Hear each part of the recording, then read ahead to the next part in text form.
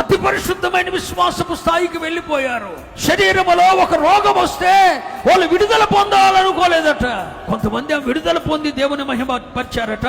మరి కొంతమంది ఏమో శ్రమల ద్వారానేగా దేవుడు నన్ను సంపూర్ణుని చేసేది. నా శరీరములో ఈ రోగం వచ్చింది, ఈ బాధ వచ్చింది, ఈ నొప్పి వచ్చింది, దీని ద్వారా ఈ శ్రమ దేవుడు నాకు అనుమతించాడండి. దానికి కారణం ఏంటి?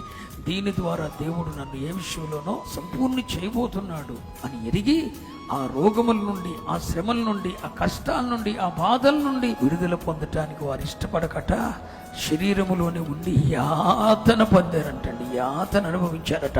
దాన్ని గూర్చి పౌలయ్య గారు అంటాడు, ఇది అతి పరిశుద్ధమైన విశ్వాసం అంటాడు. అబ్బా, ఏ రేంజ్ అండి అది, భక్తిలో ఏ స్థాయి అండి అది. మరి కొత్త నిబంధన భక్తులు శ్రమల నుండి విడుదల పొందడానికి ఇష్టపడలేదు, శ్రమలలో సంతోషించారు. వారికి వ్యాధి కలిగిన, బాధ కలిగిన, రోగం కలిగిన, ఆ నొప్పులు కలిగిన వాటి నుండి విడుదల పొందడానికి ఇష్టపడక యాతన అనుభవించాడు. దైవజనుడైన యేసన్న మంచం మీదే ఉండడానికి ఇష్టపడ్డాడు, వైద్యానికి ఒప్పుకోలేదు. కారణం ఏంటో తెలుసా? ఇది నా సంపూర్ణతకు దేవుడిచ్చిందిరా, దీన్ని నేను తగ్గించుకుంటే ఆయన చిత్తము నెరవేర్చలేను. ఈ నొప్పి నేను తగ్గించుకుంటే, ఈ బాధ నేను తగ్గించుకుంటే ఆయన కోరుకున్న సంపూర్ణత నాలో రాదు అని చెప్పి ఆయన వైద్యాన్ని తిరస్కరించాడు.